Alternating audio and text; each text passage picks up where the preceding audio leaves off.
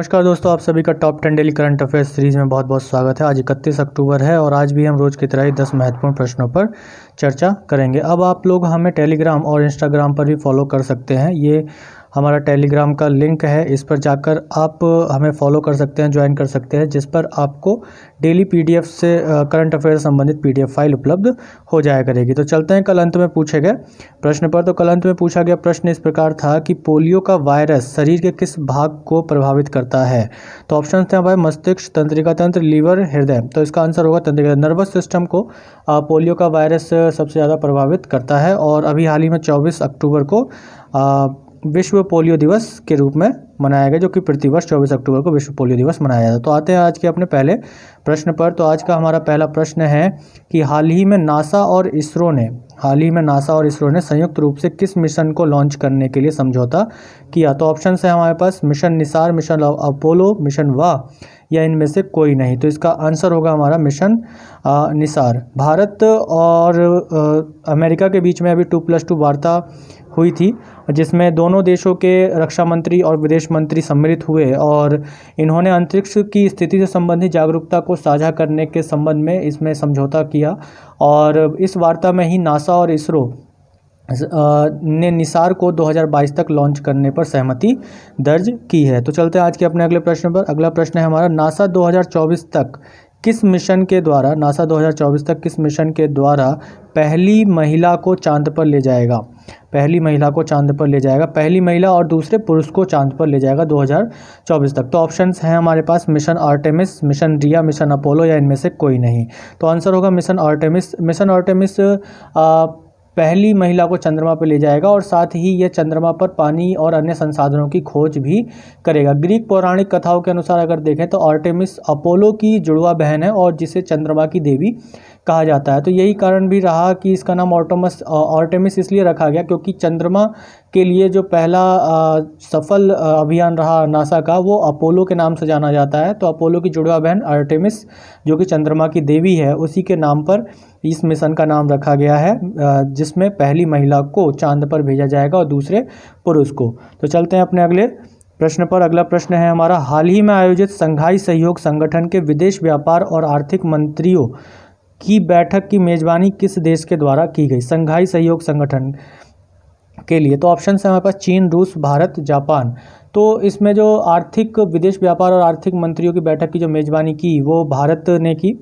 भारत की ओर से केंद्रीय वाणिज्य और उद्योग मंत्री पीयूष गोयल ने संघाई सहयोग संगठन विदेश व्यापार और आर्थिक मंत्रियों की बैठक की अध्यक्षता की। और संघाई सहयोग संगठन एक राजनीतिक और सुरक्षा समूह है जिसका मुख्यालय कहाँ है, बीजिंग में है, चीन के बीजिंग में है। और इसकी स्थापना 2001 में रूस, चीन, किर्गिस्तान, तजाकिस्तान और उज्बेकिस्तान के द्वारा की गई थी। फिर बाद में 2017 में इसमें भारत और पाकिस्तान इस समूह के पूर्ण रूप से सदस्य बने। भारत और पाकिस्तान 2005 में इसके ऑब्जर्वर कंट्रीज़ के रूप में 2005 से कार्य कर रहे थे और 2017 में इन दोनों ही देशों को एक साथ इसके स्थायी सदस्य के रूप में नियुक्त किया गया, सदस्यता प्राप्त हुई। तो चलते हैं अपने अगले प्रश्न पर। अगला प्रश्न है हमारा किस राज्य सरकार ने भूमि और संपत्ति पंजीकरण के लिए धरनी पोर्टल लॉन्च किया। ऑप्शंस हैं उत्तर प्रदेश, तेलंगाना, तमिलनाडु, बिहार। तो इसका आंसर होगा तेलंगाना के मुख्यमंत्री के चंद्रशेखर राव ने हाल ही में भूमि और संपत्ति के पंजीकरण के लिए धरनी नाम के पोर्टल को लॉन्च किया। और तेलंगाना भूमि पंजीकरण के लिए सूचना प्रौद्योगिकी इंफॉर्मेशन टेक्नोलॉजी जैसी सेवाओं का उपयोग करने वाला भारत का पहला राज्य बन गया है, जिसमें वो भूमि और पंजीकरण से संबंधित सूचना प्रौद्योगिकी का इस्तेमाल करेगा। तो चलते हैं अपने अगले प्रश्न पर। अगला प्रश्न है हमारा महिलाओं को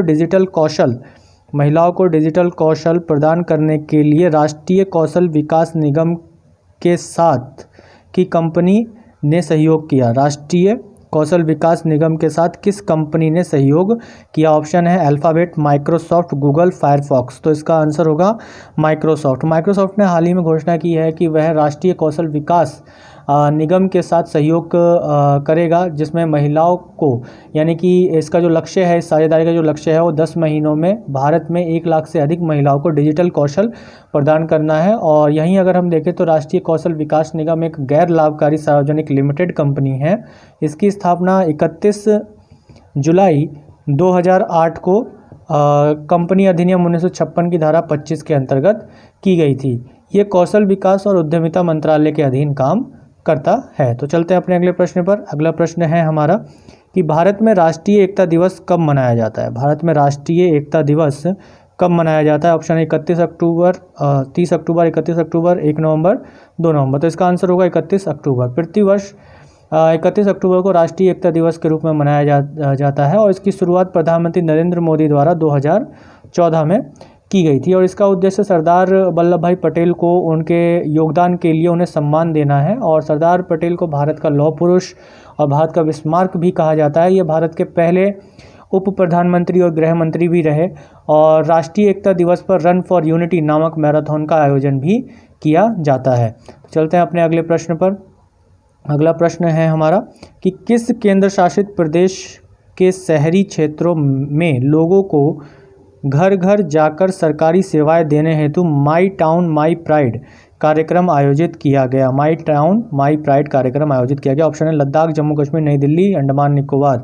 तो आंसर होगा इसका जम्मू और कश्मीर। जम्मू कश्मीर में माई टाउन माई प्राइड कार्यक्रम की शुरुआत की गई और ये कार्यक्रम का प्रमुख उद्देश्य यही है कि जो सार्वजनिक सुविधाएं हैं उनको सामान्य लोगों तक पहुंचाना, ज़मीनी स्तर पर लोकतंत्र को मजबूत बनाना और घर तक प्रशासनिक सेवाओं को उपलब्ध कराना इसमें शामिल है। और इसके साथ ही ये कार्यक्रम ग्रामीण आबादी के लिए शुरू किया गया एक कार्यक्रम था पहले कि बैक टू विलेज कार्यक्रम के सफल होने के बाद इस कार्यक्रम की शुरुआत की गई है। तो चलते हैं अपने अगले प्रश्न पर। तो अगला प्रश्न है हमारा, श्री नितिन गडकरी ने किस राज्य में कुम्हार सशक्तिकरण योजना के अंतर्गत 100 कुम्हार परिवारों को बिजली चालित चाक वितरित किए हैं। ऑप्शन है हमारे पास बिहार, उत्तर प्रदेश, महाराष्ट्र, उत्तराखंड। तो इसका आंसर होगा महाराष्ट्र।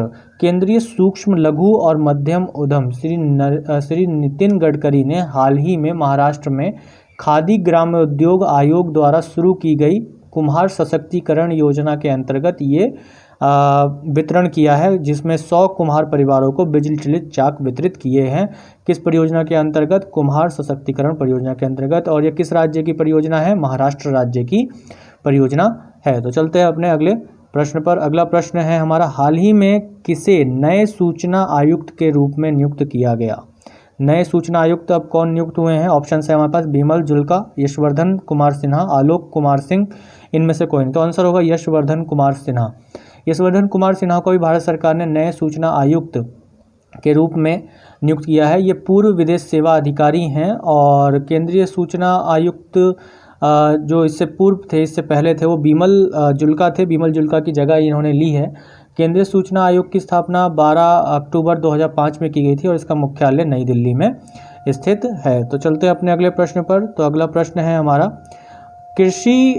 शिक्षा की वार्षिक स्थिति रिपोर्ट सर्वेक्षण किसके द्वारा जारी की जाती है?